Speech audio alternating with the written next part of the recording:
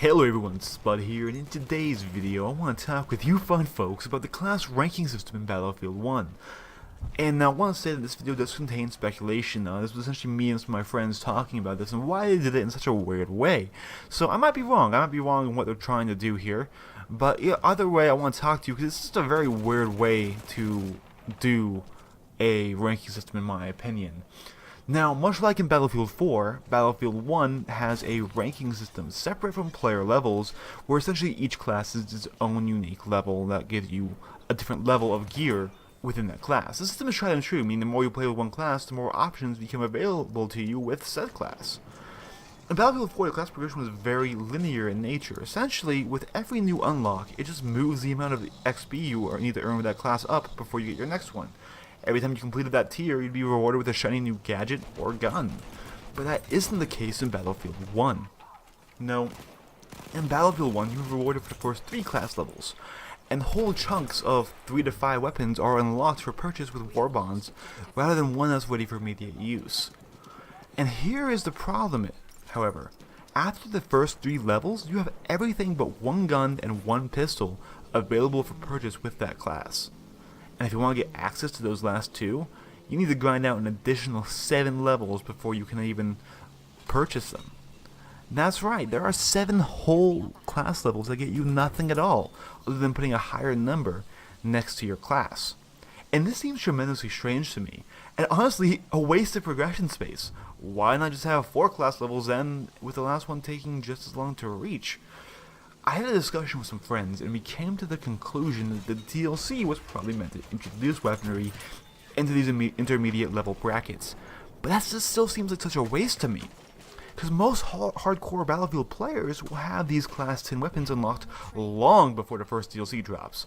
And this may mean that any DLC weapons released will be immediately available to a majority of players. Now, I personally, if this is the case, would rather have seen a smaller amount of levels in the game, and then as DLC weapons arrive, the level cap for each class will rise, so you always have something to work towards again.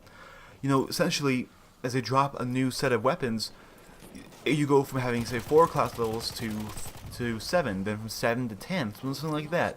And every time you get new DLC weapons, you have to work and try to level up that class again.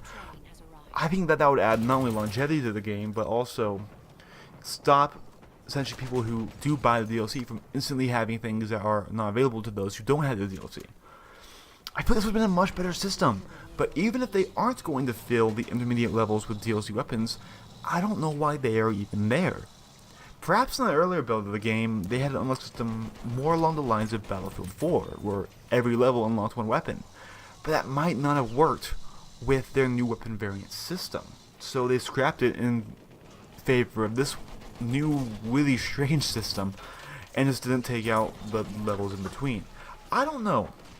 To me, it just seems like such a weird and backwards way to do it.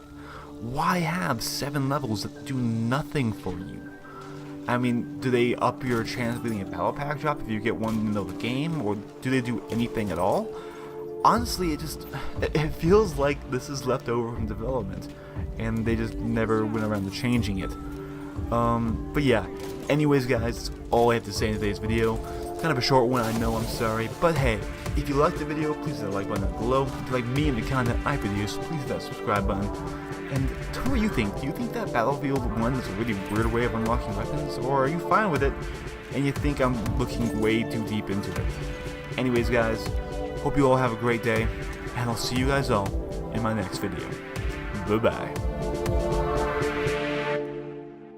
We have lost Objective Charlie.